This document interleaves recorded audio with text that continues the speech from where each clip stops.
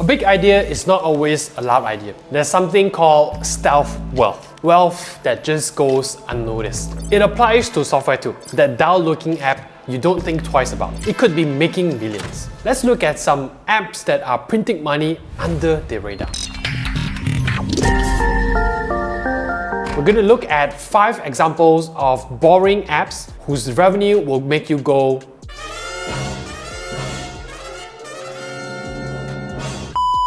You might be wondering, why does it matter whether an app is boring so long as it makes money? Great question. That's what I really want to talk about, but after we go through the list. The examples are ordered in terms of how surprised I was at the revenue they made compared to what they do. We'll measure them based on how high they make my eyebrows go. But first, I should clarify what boring means. What is a boring app? It's subjective. What's boring to one person, someone else might find fascinating. If you've spent any amount of time on Reddit, you agree with me. You also need to bleach your eyes. The entries on this list are apps that I find really dull. And when something is dull, we're more likely to dismiss it or just not notice it at all. We do that to our cost because some of these dull ideas are gold mines. If they were a school subject, they would be history. And I don't care what you think. Boring as history is, it's still useful, and so are the examples we'll go through. One condition I set was the app must deliver value beyond being gimmicky.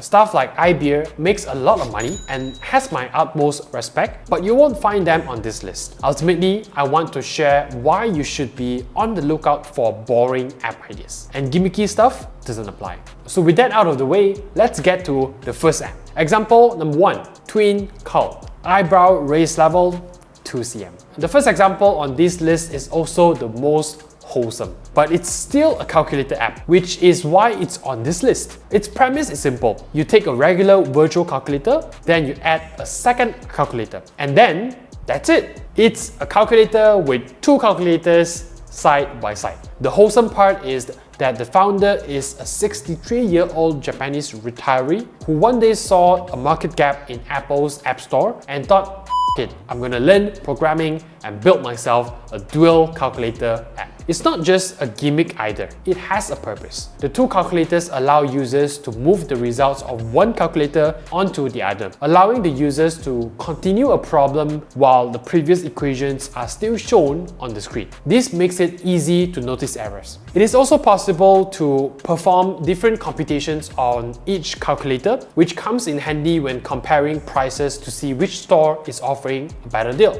All that's super neat, but just how much did Twin Cult make? As of September 8, 2022, there were about 56,800 downloads at $3 a pop. That's $170,000. The app is still available on Apple Play Store, so I think it's bound to have crossed the 200k margin by now. We go from boring to more boring with. Hey guys, I want to know what you want to know. Leave a comment about app development topics you would like to see covered. If I think I have something valuable to add, I'll make a video and give you a shout out. In the meantime, please subscribe and leave this video a like. I want to make PewDiePie jealous. It's so Back to the video. Example number 2, GoodNotes. Eyebrow raise level 4 cm. Calculators are boring enough, but note-taking gives me flashback to classes back in uni. Listening to the lecturer go on and on and on, a bit like me in this video right now. Unsurprisingly, uni is exactly where our second example was born 13 years ago, when Apple's first iPad was launched. Stephen Chan was a student in Hong Kong who felt he was wasting too much paper working on math problems the old-fashioned way, and the size of an iPad made it a viable alternative. He couldn't find a good enough note-taking app, so he built one. He worked on it alone for the first 5 years, the coding, marketing, partnerships, everything. Today, the app has over 19 million users and makes an estimated $9.4 million annually. If you were to go to their website, you'll see really nice pictures and attractive, friendly copy. But that's just lipstick on a pig. Strip all that away and it's really just a note-taking app. And it makes millions of dollars every year. Just like the next example.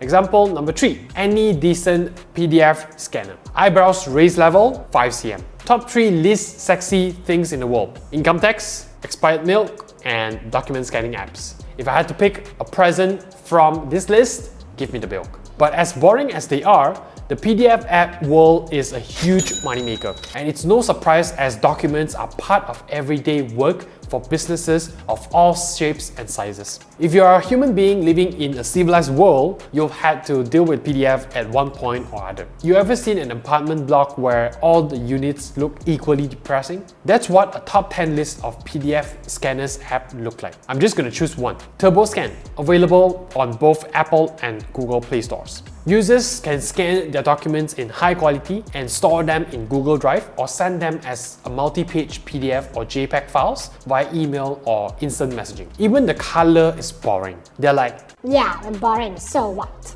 What's not boring though is that Sensor Tower estimates their monthly revenue at $20,000 and their Google Play Store profile shows 1 million downloads. Go higher up the revenue list and you'll find iScanner with 10 million downloads on Google Play and estimated $3 million in monthly revenue. Suddenly, I don't want a colonoscopy. Example number 4.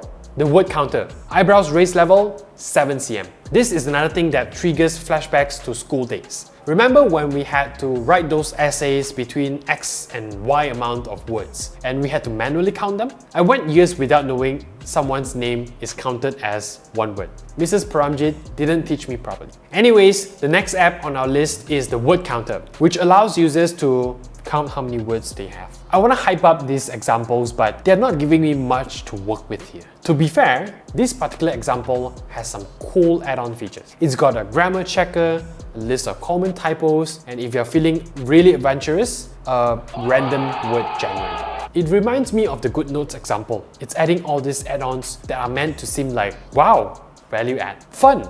It does so much. End of the day, most people are just gonna go there for 5 seconds to use the word counter and bounce. Because it's boring. But because the founder has played the SEO game like a total wizard, a lot of search results leads to the word counter, resulting in a monthly revenue of a staggering 20k per month. And he only has one employee. Example number 5, a chess game. Eyebrows raised level. I don't even have eyebrows after this. I knew this list was going to end with some sort of game because no other genre of apps surprises you as much as its revenue. The question was just which game? There are so many examples of pretty, dare I say, boring games that have made absurd amount of money. Who will ever forget Flappy Bird? But then I found it, the perfect example. Something super boring that made a shit ton of money. Chess.com. I can already hear some of you. Adrian, chess is not boring. You are boring. Adrian, chess is awesome.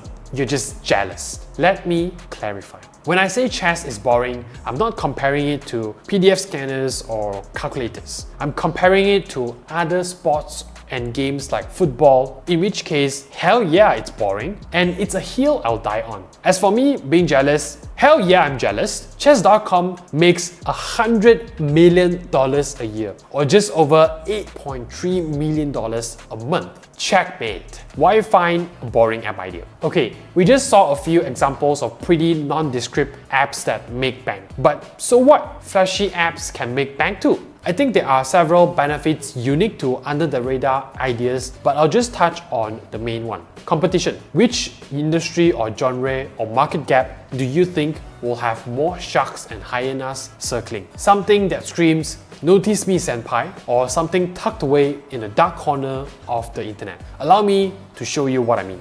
One of Chess.com's biggest assets is the domain name. According to its founders, it's this SEO advantage that allowed it to reach 1 million members by 2010, 20 million by 2017, and over 100 million by 2022. As someone who's trying to make an impact in the YouTube game, finding keywords is such a pain in the ass. If you can look for value in the quiet and unassuming, you have a better shot at being a big fish in a small pond. And what's a small pond today will not be so small tomorrow. You grow with it. It's always your pond. I've been recommending this video really often, but it's always relevant. How to find profitable SaaS idea that users want. If you're someone who struggles to find app ideas, this video is for you. I'll cover 3 strategies you can use to find your $1 million idea, boring or not. Hope you find these examples enlightening. If you did, please subscribe, leave a like and comment below. What would you like to see me cover? I'm always down for a listicle. Cheers!